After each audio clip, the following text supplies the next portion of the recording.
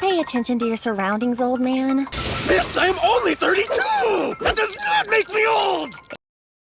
Why are you fucking here, man? You're so old. Where's your wife? Go home to your family, dude. I didn't want to make this video. Originally, the title of the video was gonna be, Why Does Nobody Care About Kaiju number 8? It's an average anime with a cliche premise and good animation. People should be eating this up. And then I got to the last chapter of the manga, and not only did the title change immediately, but also my question answered itself. It hurts me to inform y'all, but Kaiju number 8 is the most unsatisfying manga ever. I don't have a lot of preamble for Kaiju number 8 because, I just don't. Nobody talks about it on Twitter. Nobody talks about it on YouTube. It doesn't seem like anybody cares about this series. And, I guess that in itself is a cause for curiosity because when the anime came out, there were tons of people talking about it. Okay, let me rephrase that. There were tons of people talking about how ugly the characters looked and how everybody looked like they were in Fortnite. Yup, fans complaining was my introduction to this series. What a great first impression. But I ain't gonna lie, after reading the manga, I kinda understand where they coming from. These niggas is chopped in the anime. One day I made a random decision to watch the anime, and other than how good the animation was, it honestly didn't leave much of a lasting impression on me. Watching Kaiju number 8 was like eating a pack of ramen noodles. It tasted good when I ate it, but I was hungry like 10 seconds after. Just cheap, empty calories to hold me over until the real meal. I could barely remember what happened in the show almost directly after watching it, because it doesn't really do anything different. In fact, there's another series that does almost everything Kaiju number 8 does,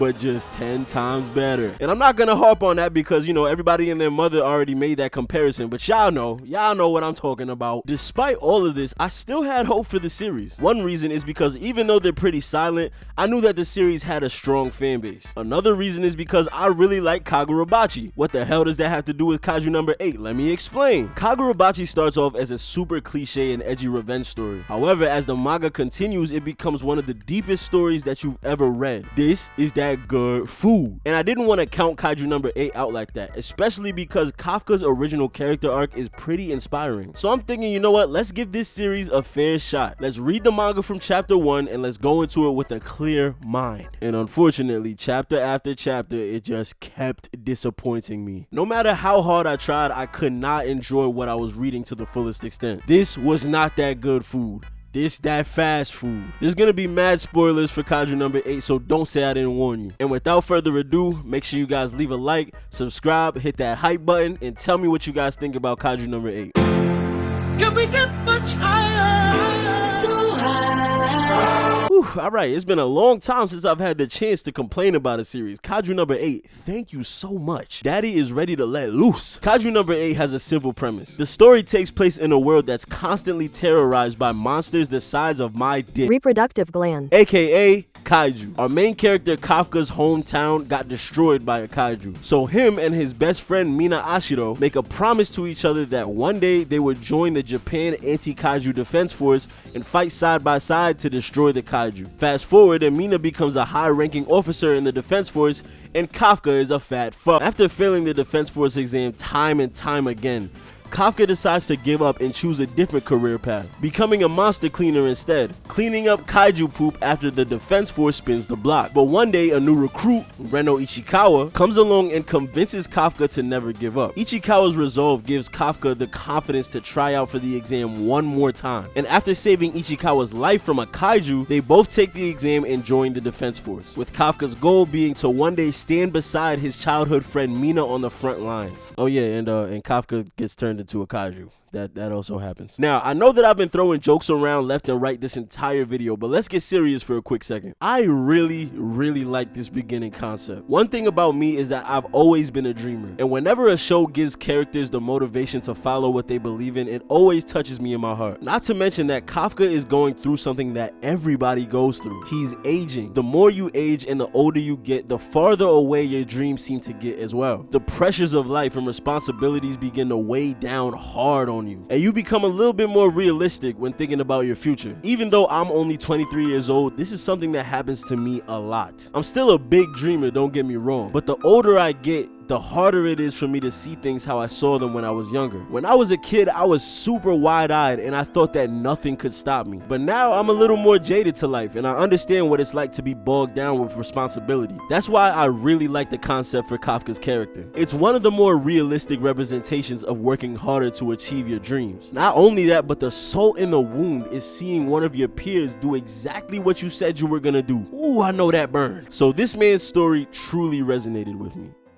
Alright, back to jokes. That shit about to be the only thing you resonate with, boy. Yeah, I think this might be the only part of Kaiju number 8 that leaves a lasting impression on me. You probably realized how me mentioning Kafka turning into a kaiju sounded like an afterthought, because that's basically how Naoya Matsumoto, the author of this series, treats it. It's kind of something that happens just because. In fact, let's really talk about it. Everything in this manga happens because it's familiar, because it's something that already works. This is one of the biggest problems with this manga. Matsumoto introduces you to a bunch of cool stuff, but keeps it extremely surface level, which in turn makes Kaiju number 8 forgettable. It takes a bunch of tropes from other series to check off that familiarity box, but it doesn't expand into its own thing afterwards. And the one thing that it had going for it, being Kafka's character arc, kinda gets pushed to the wayside as the series goes on so that we can have more cool kaiju fights. And not only is that unsatisfying, but it makes it so that there's nothing special about Kaiju number 8 that I can't get from another series. Like I said, I'm not finna talk about it, but y'all already know. Like, y'all know what you feel me? It kind of feels like Matsumoto was scared to take any risk with this series, and he just went with the safe options. This is a big reason why this manga is so short at only 130 chapters, because after a while, there really isn't anything else to do. For example, in the Defense Force, they have these suits, where once you put them on, they have a percentage of power that you can draw out from them. And Kafka's unleashed combat power is 0. Now, of course, when he turns into a kaiju, he's a lot stronger than that. But when it's revealed to the Defense Force that Kafka is a kaiju and he does a little bit more kaiju fighting or whatever, it's revealed to us that if Kafka keeps turning into a kaiju, he might never turn back into a human.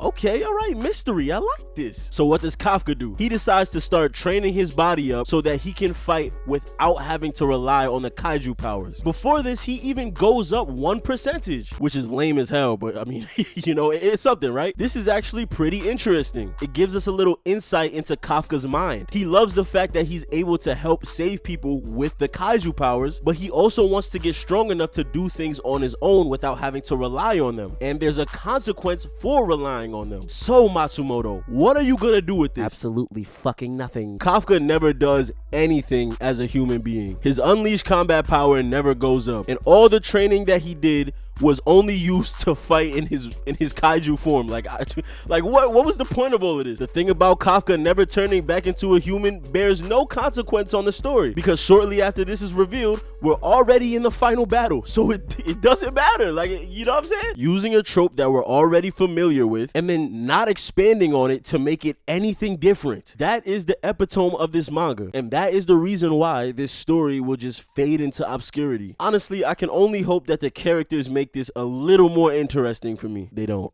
I'm gonna just keep it straight up with y'all. They don't. I used to have hoop dreams. The same problem the narrative has is the same problem that the characters have. No risk is taken with these characters, which leaves them all pretty flat. That's why it's kind of difficult to have a favorite character in this series, because you kind of just have to choose who aura farms the hardest. That for me is Ichikawa. I ain't gonna lie. Them ice powers and that suit, that shit is hard. I ain't gonna cap. But I have nothing else to say about Ichikawa. He's a determined young man, just like everybody else on the Defense Force. Kafka himself is so uncool, bro. Every single situation that he's in, he makes it awkward. You letting every other character out-aura you. You are the MC. Get it together. Kafka's thing throughout most of the story is that he wants to dethrone Vice Captain Hoshina and become Vice Captain to Mina so that they can continue to fight side by side how they promised. And by the end of the story, he just doesn't do that. He doesn't become Vice Captain, nor does it really seem like he even cares about it. Like, yeah, he fought beside Mina in the final battle, but the whole thing about taking the Vice Captain position is just null and void by the end of the series.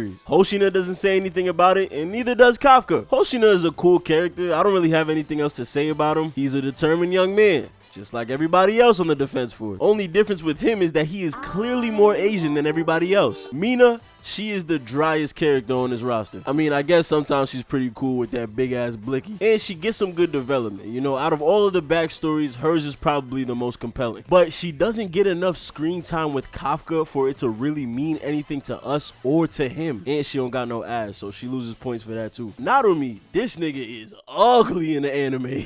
These two dudes, I don't remember their names, but one of them appears to be melanated, which honestly doesn't really do anything for his character, and he's probably not even black, he's probably just tan, so I don't even know why I mentioned that. Iharu, I actually really like this guy. His little moment that he had was pretty inspiring, but other than that, he's just a determined young man, just like everybody else on the defense force. And then there's Kikoru. Not only is this girl a Mary Sue in every sense of the word, but she gets so much narrative focus that she might as well have just been the main character. I swear to you that she gets 10 times more development than Kafka. That's mostly because of what happens with her father, and oh boy, let me tell y'all something. There's a moment where her father, General Shinomiya, gets captured and assimilated by a kaiju, and from that point on, the story just kept giving us hints that he was still alive in there, and I hated that. For a long time, I couldn't even put my finger on it. Like, why did I hate it so much that this dude was alive? And all of that pondering that I did leads me to the next point of this video. Can we get much? Hey you! Yes you!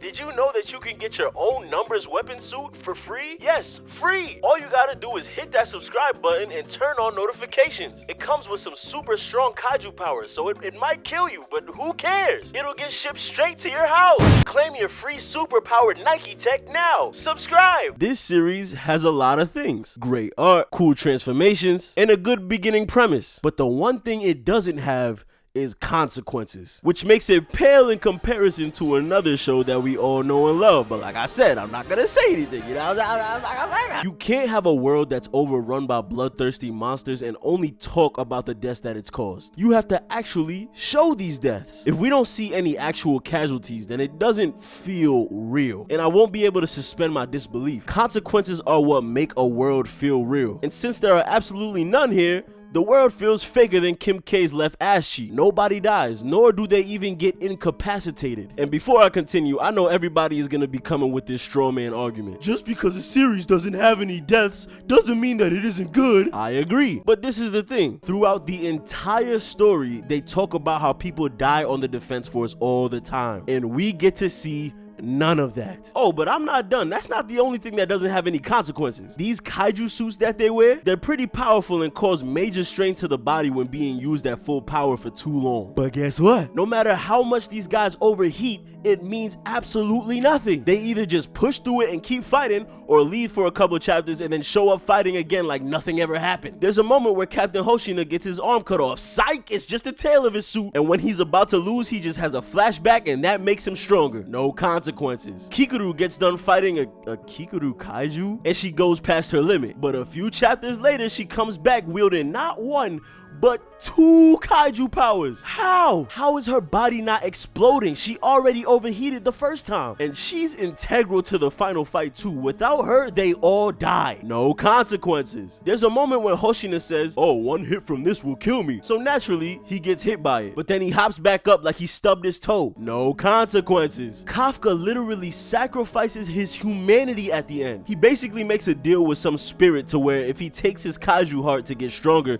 he can never get his human heart back. This is after basically dying, by the way. He takes the power, and once everything is said and done and Kafka and his kaiju form are about to fade away, guess who shows up to do the ass pull of the century? General Shinomiya. He basically just punches him, turning him back into a human. And what's even more frustrating is that after this, Kafka still has his kaiju power. No consequences. Like, Matsumoto, why are you playing like this? Don't gaslight me into thinking that these characters are really going through it, but when everything is over, it's all holly jolly Christmas. And that's not even the worst part of this. There are 2 things that generally piss me off more than anything else in this manga. What are they exactly? Find out next time on Can We Get Much Higher? So high. Kaiju number 9 is an idiot, arguably one of the worst villains of our generation. Firstly, he loses points because he's a villain that's evil just because he's a monster. This is one of the things about monster / creature anime that I don't like. Our main villain is a monster, which gives them an excuse to be evil without needing to further divulge into any info about what made them this way. Now, you know, this can work, but it only works if the character is extremely interesting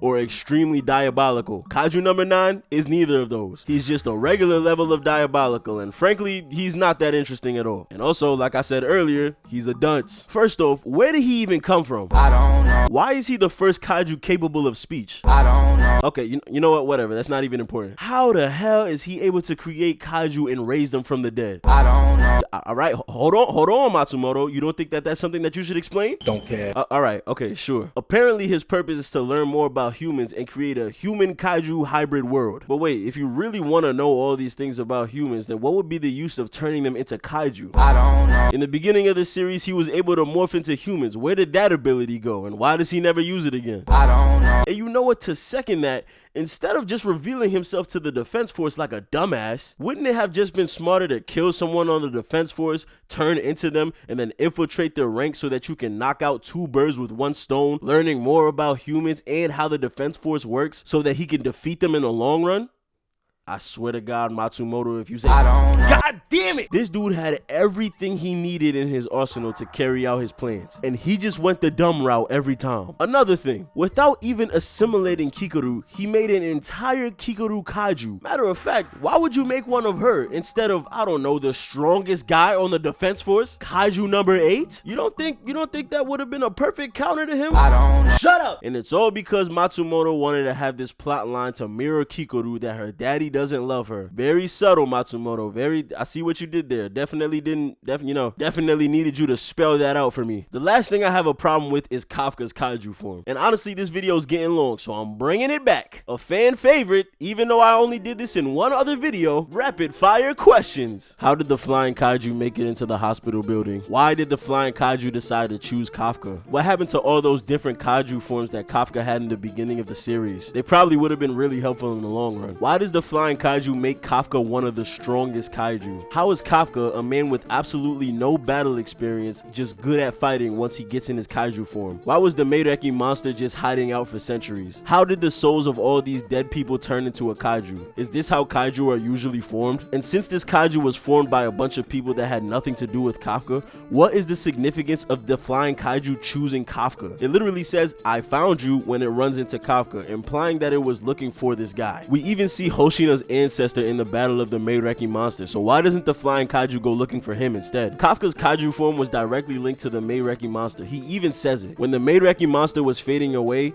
his kaiju form also started fading away as well. So how the hell does he still have it in the end of the series after being given back his human heart by General Shinomiya? Why was the Meireki monster even fading away? Does that make sense? From what we know from the beginning of the stories, kaiju kind of just stayed there and people have to come clean them up. How the hell was the Meireki monster fading away?